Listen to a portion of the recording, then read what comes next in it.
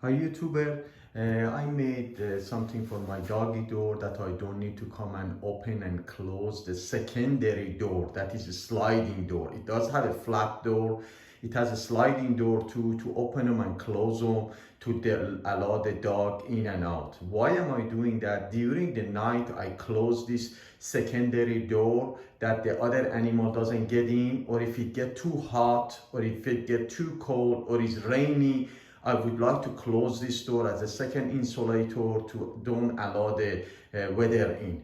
I will show you how this thing working. You can run this thing through the web server, or you can using the Alexa. So I'm going to prevent mentioning the name of the Alexa again, because I don't want the unit that I do have in this room get activated. But now I'm going to show you what this thing do, and then I show you how the web server work. Then I'm going to walk you a little through the highlight of the sketch.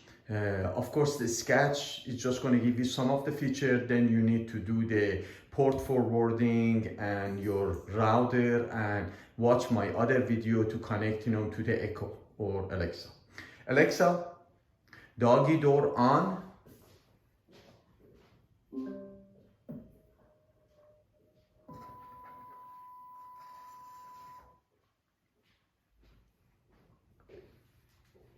Alexa, doggy door off.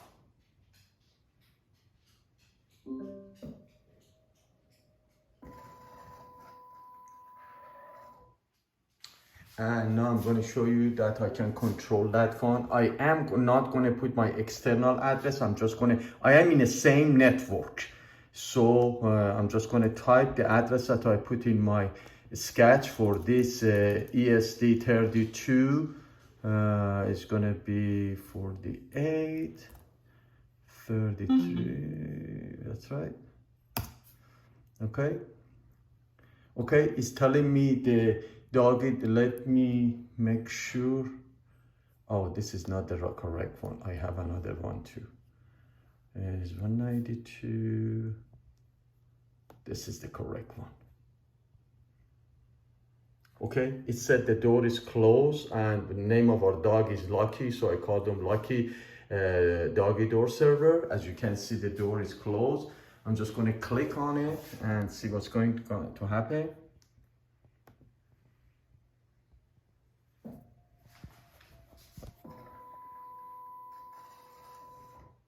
And now it said the door is open.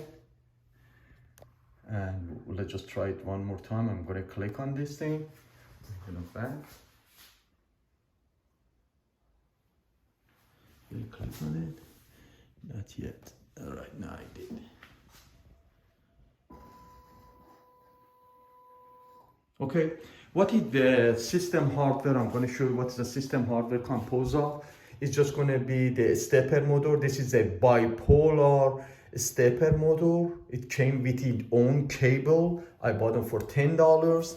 It's going to be include of this breadboard. In top of the breadboard, I installed the ESP32, and ESP32 cost me about $8, and the driver right in here for the stepper motor that I do have over there. In the top I show. Also, I have a capacitor right in here, 100 microfarad capacitor for my 12 volt supply, because the system need two power supply. One 5 volt that is running the ESP and the control module, and the 12 volt to running the motor. You can use the 8 up to the 28 volt if you want to. The total cost of the building the circuitry was around $30, and I will walk you through the sketch too. Let me just show you this thing. I just attach them right in here and then run the wire up to here. I'm just going to demo one more time before we go for the highlight of the sketch. Alexa, doggy door on.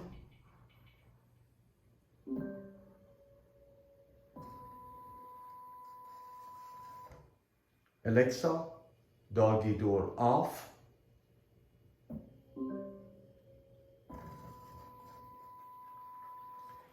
After you use your DDNS, name of your network externally, and you port forward the IP address and the port through your router, then you can control this thing from anywhere in the world. You can just open the browser and see what is going to be the status and issue the command. By the way, I write the sketch somehow that double commanding doesn't take effect. For instance, if I tell them right now, Alexa, doggy door off, nothing gonna happen. Or if the door is open, if I issue again, they open, nothing gonna happen. Again, the sketch is just allowing you to control the doggy door with a web server from inside your network. If you want to get outside your network from anywhere in the world, or you want to use them in conjunction with Alexa, you have to port forward the IP address that you do have and the port number. And then I have another video you can see. It's very easy to connect them to the Alexa. By the way, when it connected to the Alexa, you can, as I done it, write the timing program for this thing. In a certain time of the night get closed, or the certain time of the morning is going to get open. I'm going to walk you through highlight of the sketch next. Now I am running you quickly through the highlight of this web server or sketch. I got a sketch idea to building the sketch from this gentleman many years ago. I'm going to leave you the link. He made the web server and was controlling the two relay with it. So that is going to be the baseline of the making this sketch. You can just go over there. I'm going to show you the link to learn how to make the web server. And then I added lots of stuff to it. Instead of controlling the relay, I'm controlling the motor, and then I can update it over the air. Also, I can put them in a memory that I'm gonna walk you through and show you how all of those does work. So I add a couple of things to his sketch. For instance, because we are using the stepper bipolar stepper, definitely we need a header or include the stepper header in there. And also I am using the EEPROM within ESP to saving the status of the door, because if any power interruption that you do have, when the power come back again, the first thing that is going to happen, the system is going to go ahead and read the status of the door, what was the last status of the door, because you do not want to open the door twice. If the command get executed twice, it's going to pull the door out of the hinge. So it must be consequent. Each one is going to be open with a close and close with the open. So I define the 1 bit right in here in my EEPROM that it can save the status of the door as a 0 or 1. Then I came down right in here. I using the 3 controller for the motor controller. The motor controller, at least you need to have 2 controller. One is for the direction, the other one is a step. It's like a clock. You just giving them to the, for instance, in this scenario, port 15, you're giving them the clock and the motor start running, being driven by the driver that it has. This driver right in here, I bought them about $2. As I mentioned, is the A4988. And the controller that I do have, the 3rd controller, what it do after you just told to the door to open or close, after rotation is just applying the power, a little power to the both of the winding in the motor to hold the shaft in a same position. But because I do have enough static magnetic in here, that when the door get open and the door is about around 10 ounce, it does not unwind. I do not need to apply the voltages when the shaft is in a static mode. So for that reason, when the motor, every time that the motor want to get activated, I am enabling my motor driver, and whenever the motor stop, I disable, typically this type of motor, when they stop, they apply as I mentioned, they apply a little electricity to the both winding to holding the shaft in a position, and that it caused the motor get so hot. Well, I actually want to use this motor 24 hours per day and 365 days per year, so I don't want to apply any voltages to it if it's not necessary to have. So I'm just going to go down to my sketch. Again, big portion of this thing is just going to be generating the web server. Okay, one thing that is important right in here, you need to use a static IP address. Find out which one of the IP addresses is available to you. For me, for instance, I use a 48 and port number. You do need to assign the port number to. In this scenario, I believe I add a port number 334 for this project. Because when you go to your server, again, as I mentioned, if you load this sketch through your ESP and connect all of your hardware, you'll be able to just control, inside your network. If you want to get outside your network, from your work across the world, log into your web browser and go into the web browser and put in your DDNS right in here, column. The port number is going to show you the status of the door currently, and then you can click on this button right in here to change. Currently, for instance, it shows it's open. I can click on it, and then it shows close. Don't worry about this number that it shows in the bottom. This is for my debugging purpose. The main page will not going to have this number in the bottom. Then this section of the code is for the over the air. Again, you can go to the YouTube, many places they're going to show you how to connect the ESP to the your computer over the air. I just going down a little.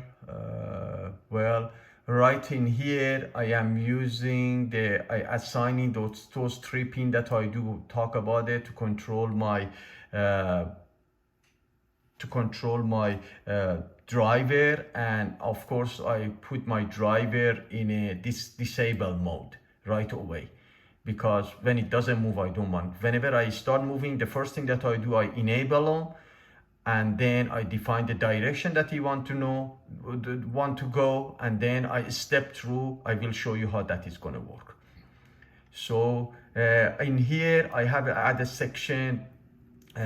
This code is not optimized, so please don't look at it and say, hey, why he overwriting the same code over and over? It could just this is not optimized code. I just write them and I run them. Is running. I don't want to spend the time to optimize them. It has a many way of the optimizing them and making them much smaller, but I just leave them as it is. This section of the code, as you can see, the ESP32 has extra LED. I add this thing while the loop is code is running inside the loop. This LED is blinking, so I know I use it for debugging, but I don't think I'm going to take them off. If you don't want it, you can get rid of these 2 lines of code, and then the LED is not going to blink anymore. Then I just go down. This is going to be the place that if the client requesting anything is just going to come through. So the request, we are going to have almost 4 type of requests. If you don't put anything after your IP address and the port number, is going to present you with the status of the Doggy door. If you put a backslash set flag, is just going to come up another window. Let me just show you right now that to set flag. Okay, this window is popping up. And it's telling you you have 30 seconds to over the air update your ESP32. For that, you got to go through here. Instead of the port that you used to have, you got to go to the, for instance, in my scenario, I got to go to the port 192.168.1.48, and then when it get there, then I can update it over the air. Of course, it's another window is popping up and it's asking for password. And for the password, I put 123. You can change a password through. You can see it through the code, and you can change it yourself. It's not going to be a big deal. Where was we? Okay, now we just got, as I said, it's as a 4 type of the command you can send. The first one that I show you is just going to be your IP address and the port that is going to show you the status. Let me just set them up again. And then when it's coming up, let's see if this is going to come up, because at 30 seconds of the timeout, if this is a timeout is okay. Now it came up, and then I can click on this and change the status. Right now it said open. If you just take a look at them, it's supposed to see that right now the motor is going for the thing, and then that it shows as a close. Again, if I click on it,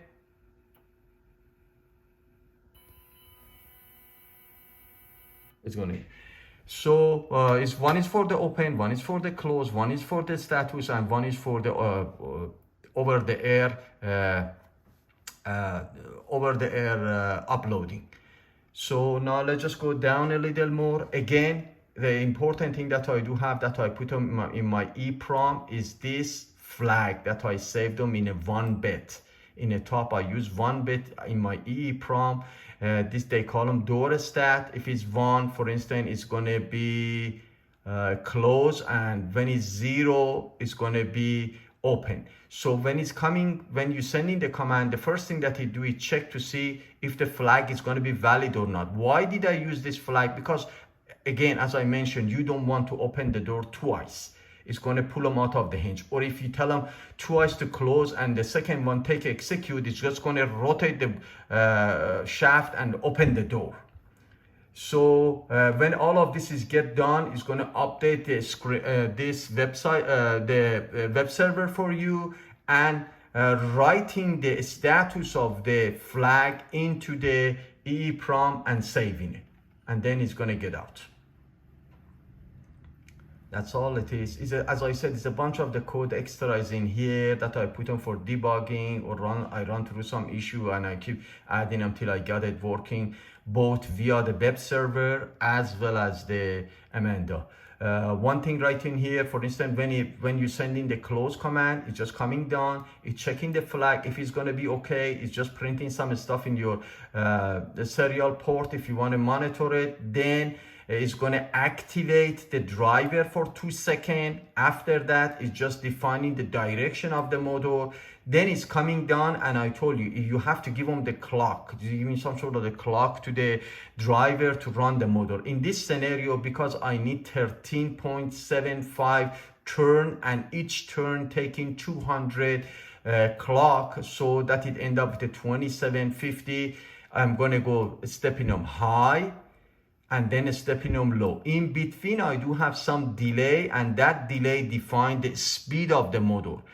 I find out that you can run this motor from 300 millisecond between the clocks till and up. So 300 millisecond give you something around 600 RPM. And I do believe in this test, I'm running them at the 500. That is going to give me 300 RPM. When I measure the, I'm running them right in here at a 500. This is at the beginning when the system get loaded. The first thing that it do is just going to go to the EEPROM and it read the status of the door, and it's picking them up from there. If you have any question, please let me know. That's it. As you can see, I modify my web server page and I add some more code to allow the user to input the number of the turn that they need to open or close the the doggy door. For instance, in this scenario, I set them up at a 40. So if I want, for instance, go for the 20 turn, because resolution of each number that I'm putting in here is just quarter turn, and we want 20, so we're going to put 80, number 80 in here, and applying it, submitting it. Then this number is going to change to the 20, and then we can just close or open. In this scenario, you do not need to go to the sketch and change the number on the sketch continuously. So I define them as a variable, as you can see right in here, number of the pulse, and that is being pulled from this web server, and being saved to. It means if the power, you do have any power interruption, the same way that I save the flag for the open or close, I use the 4-byte or 32-bit to save the number of the turn to, that you just setting them up once and you don't need to mess with it. But again, you can have a resolution of the quarter turn. So if you just put 1 right in here, the motor is just going to move for quarter turn, and the number that it shows as a full turn right in here is going to be 0.25.